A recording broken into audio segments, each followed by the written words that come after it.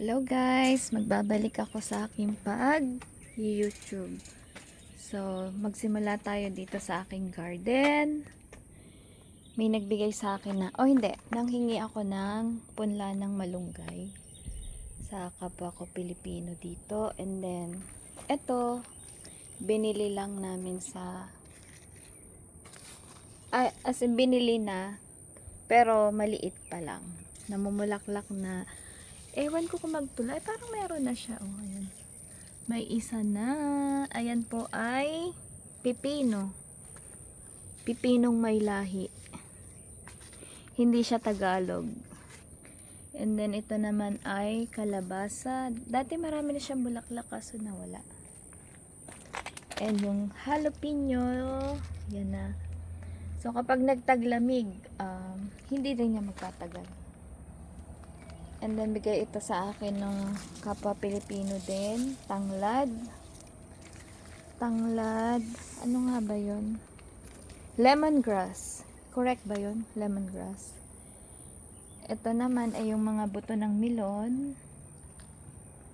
At ampalaya. So guys, ang dami kong ampalaya na mulaklak. Bigay lang din siya sa akin ng kapwa Pilipino buto. Pero, tingnan niyo yung bunga. Ang liit at saka ilang piraso lang. Meron din akong gabi, nabili ko sa Asian store. And then yung siling lara. Yung kangkong, tinry kong lagay sa tubig. Kung okay nga ba siya sa tubig. And then itong kamatis, ayan na, nagbubulaklak na siya. Pero, nagtataka ako dito sa aking sitaw. Kita nyo, ang lalaki ng dahon, ang ganda-ganda ng dahon, ang daming sanga. Pero alam nyo yung bunga, isa, dalawa. Bakit kaya? Pero ang gaganda ng dahon niya. Ang sisigla.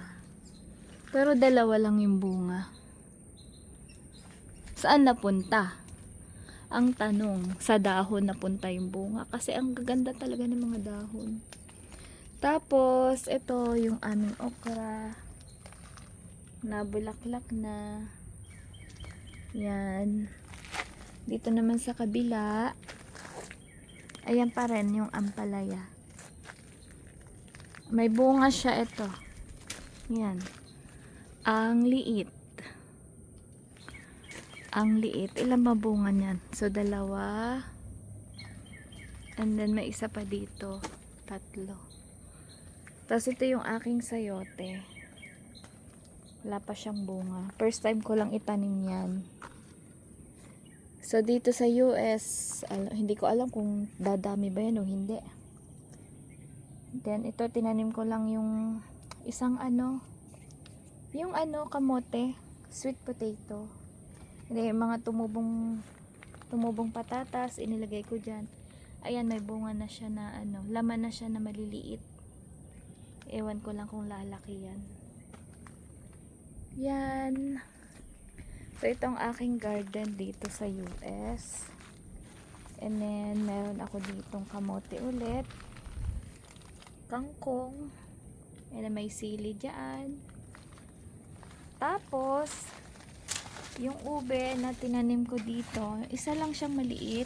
Inalis ko lang doon sa aking minatamis. Ayan na siya. And then, meron ako ditong patola. Yan. So, testing kung anong mangyari. Kung bakit nga ba ganito yung sitaw. Ang tanong ko. Ang ganda-ganda ng kanyang dahon. Kita nyo ang lalapad, oh. Ang lalapad niya. Asan ang bunga? Ngayon lang ako nakakita ng sitaw na ganito kalapad yung dahon. Pero ubos. Wala yung bunga niya. Wala namang kumakain na insekto. At saka diba yung sitaw dapat dalawa yung dalawa yung lumalabas na dito. Pero isa lang siya. And then dito, isa lang din. Anong nangyari? So, sana tong mga malunggay tumuloy. Alam ko tong kamatis tutuloy yan. Kasi nabubuhay dito yung kamatis. Nabubuhay din naman yung ampalaya. Kaya lang, siguro nga, swertihan. Depende kung magaling ka mag-alaga. And then yung gabi. So, nabili ko din to sa Asian store. Nagtanim lang ako dyan ng ilang peraso. Ayan na siya. Hindi ko lang alam kung nagugulay itong dahon. Siguro hindi. Baka laman lang. And then, meron ako ditong rosemary. Yan. Sana tumuloy. Para maganda. And then, pinakita kong iisa-isa. Ayan o. Sa dami ng bulaklak niya, iisa-isa yung tumuloy. Mula do sa puno na mulaklak pero walang tumuloy. Nag-iisa lang. Ayan na, pataas ng pataas. So, dati dito nakalagay yung binibili na swimming pool. Ayan. Sabi ko, lagyan ko na lang ng halaman. Para maiba naman. And then, nandun yung aking bahay kubo. Doon siya nakalagay. Yan. Diba ang ganda? Mas maganda sana kung namunga ng madami. Diba? Mas magandang tingnan. Kaso, hindi tayo sunerte sa unang pagtatanim. Okay lang. Baka next time, next year, mas maganda ng bunga niya, mas madami. Or siguro masyadong mataba yung lupa. Kaya ganon. And then dito, ito yung likod bahay namin. Dito ko naman pinagagapang yung patola, para sabi ko pag nagbunga siya, naglawit siya dito. Ito yung bulaklak niya, ang dami. Sana tumuloy din. Yan. And then ito yung aking ube. Sabi ko pa iikutin ko siya dyan. And then meron ditong lights. Ayan, no. Pag marami na siyang dahon, tapos picture, alam niyo na. O, diba ang ganda? Lalo na sa gabi. Meron siyang mga dahon na nakalawit and then bubuhayin ko yung ilaw pag nakapaloob na siyang ganan. O, diba? Bongga. So, ayan ang aking garden. Na sana nga mamunga din itong sayote. Medyo mataas na siya.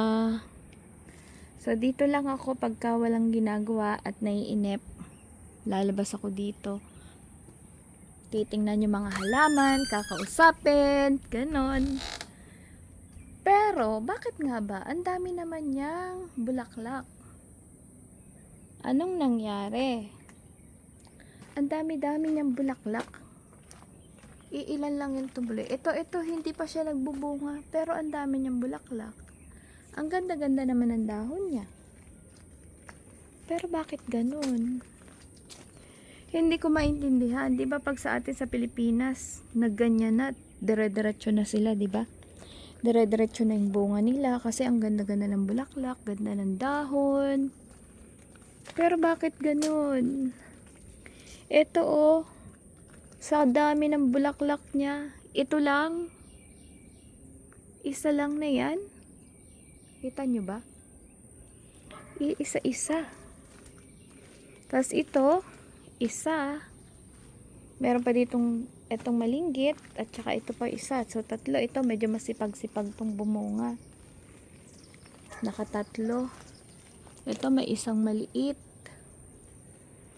Tapos dito naman sa isang puno, isa ding maliit.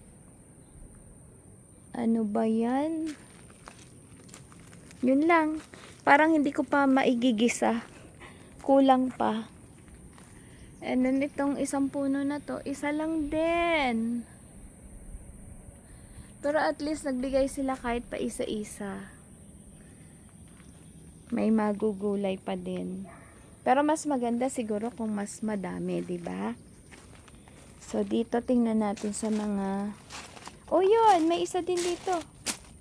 Isang maliit. Lumaki pa kaya yan? Ang liit-liit. Yun lang. Tapos yung puno niya, nagdidilaw na siya. 2 buwan pa lang, nagdidilaw na. So, I think yun lang yung bunga na mabibigay niya. Ilang peraso lang. And then yung sitaw, kita nyo oh, nagdidilaw-dilaw na din yung mga dahon. Yan. So, I think it's the same like the ampalaya. Hindi siya madaming bumunga. Talagang pinakita lang niya yung madami siyang dumahon, madaming magdahon at magandang ano, katawan niya. Pero di siya nagbigay ng madaming bunga. It's okay. Nag-try lang naman. Ganda sana kung madaming naglawit na ganito, 'di ba? Kaso iisa. Iisa-isa. Yung aking kangkong, ayan o, nasa tubig.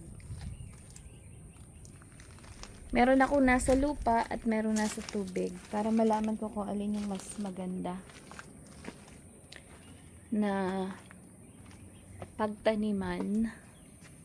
So, ang naiisip ko dati, lahat yan, gagapang papunta dito. And then, naglawit dito yung mga bunga, may sitaw, may ampalaya, may pipino, ano pa ba, sayote. Pero ayan namamatay na yung mga puno. Hindi nangyari. Meron namang nakalawit, 1, 2. Tapos 2 sitaw. Pero ang ganda green na green yung mga dahon. Kalain mo yun, may maliit akong garden dito sa US. So, ayun lang guys. So, sisipagan ko na ulit mag-upload. And then, more upload ko po ay about sa donut. Kapag papasok ako, so makikita nyo kung paano kami gumawa. So, ayun lang. Bye-bye! Thank you. Subscribe and please share. Bye guys.